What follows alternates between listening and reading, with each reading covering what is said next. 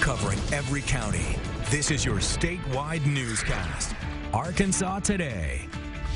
Good Thursday afternoon. I'm Mallory Brooks. Thanks for joining us for Arkansas Today. The stage is set for the third impeachment trial of a president in United States history. And now an explosive NBC interview threatens to shake up the proceedings. Susan McGinnis has more. Today, the two articles of impeachment against President Trump now in the hands of the Senate. Supreme Court Chief Justice John Roberts presiding over the trial. His first act, swearing in 100 senators who will sit as jurors. The president formally accused of coercing foreign interference in the 2020 election for his own benefit and obstructing Congress from investigating his actions. Republicans now in charge of the process, calling it a partisan sham. They want the Senate to redo their homework and rerun the investigation. Democrats prosecuting the case, insisting no president is above the law and demanding witnesses appear at the trial. Insist that there be witnesses and that we see documentation. Now, a new interview raising the stakes as a central player in the Ukraine scandal breaks his silence in an interview with MSNBC's Rachel Maddow. I want to get the truth out. Lev Parnas, an indicted associate of President Trump's personal attorney, Rudy Giuliani, directly implicating President Trump in the scheme to strong-arm Ukraine's president into announcing investigations of the Bidens, allegations at the center of the impeachment trial. President Trump knew exactly what was going on. He was aware of all of my movements. President Trump maintaining his innocence. They have a hoax going on over there. Let's take care of it. Judge and jury taking their places for only the third time in history, sitting in judgment of an American president. Incredible guy. Susan McGinnis. And that was Susan McGinnis reporting. Our team in Washington, D.C. caught up with two Arkansans to get their takes on the upcoming trial. Here's what Congressman French Hill and Bruce Westerman had to say. Well, my reaction is it's about time. Let's let the Senate do their job now and see how that goes. I can't imagine it getting much traction in the Senate, but don't know how long it'll take. You know, there can't be any other business done in the Senate while it's down there, so it just falls right in line with with what's been getting done in the House all along, which is basically nothing. You can read more about the new documents released by the Democrats Tuesday and what the Senate will be up to today on our website. Now to local news as the FBI arrested a former Malvern High School counselor on Wednesday.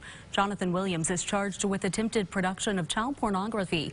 Our Haley Brooks has been looking into this and has more. It was completely surprising. Luke Tatro is a junior at Malvern High School. Looking through yearbooks, he said last year he had a meeting with his guidance counselor, so he was shocked to find out Jonathan Williams is now behind bars. Wednesday, the FBI took Williams into custody, saying he's charged with attempted production of child pornography. I thought he was just like chill, you know, but that was so unexpected to see. The Malvern School District says Williams started working for the district in 2004 and resigned in 2019.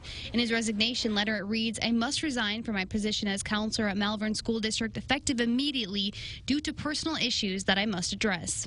Just being around him, thinking not even having that in my mind, you know, but now knowing that he was like that, just like what could have happened then, it's crazy. Malvern School District released a statement reading in part, since the allegations did not involve district students, the involvement of the district has been minimal. It continues to say the district did not receive any complaints or concerns with Williams during his time with the district. The district didn't receive complaints, but Tatro says he will be more mindful around teachers in the future. I'm going to just tell my classmates to be careful around people because you never know, you think you know a guy, but they could be a whole different person. Their whole backstory is completely different than what you think. And that was Haley Brooks reporting. The Assistant U.S. District Attorney says Williams will remain behind bars until this hearing. A date for that hearing has not been set yet. We will keep you updated. Now to Pine Bluff, where a high school principal is being sued for sexual discrimination by a former employee. In it, a woman says Michael Nellum sexually harassed her before firing her for not accepting his advances. School records show this is the third time there has been a complaint against him. We spoke to Nellums and he flatly denied the allegations. He says he plans to file a defamation lawsuit. The district denied comment. Following some bombshell new developments on the lead suspect in the murder case of former state Senator Linda Collins, her family put out a message reading in part, quote, Rebecca O'Donnell's threats are being treated very seriously, but have not deterred our faith in what we are committed to do. Justice for Linda, end quote. We told you yesterday of new charges that have been filed against Rebecca O'Donnell. Already charged with capital murder, O'Donnell now faces 2 counts of solicitation to commit capital murder. Court documents allege several inmates at Jackson County said O'Donnell tried to pay them in gold and silver to kill Collins' ex-husband and his current wife. On top of that, she also allegedly tried to get them to kill the judge and prosecutor assigned to the case. Over in Texas, the U.S. Marshals and other agencies are searching for the remains of one of Arkansas's most wanted fugitives, Brian Keith Freeman. Freeman is accused of killing his ex-fiancée, Lori Hanna, at her home in Ward in March of 2017. His last known whereabouts are in Texas. Officials believe he walked into the woods and committed suicide just days after the murder. Lori's mother, Judy West, says every day she hopes for answers so her daughter can rest in peace.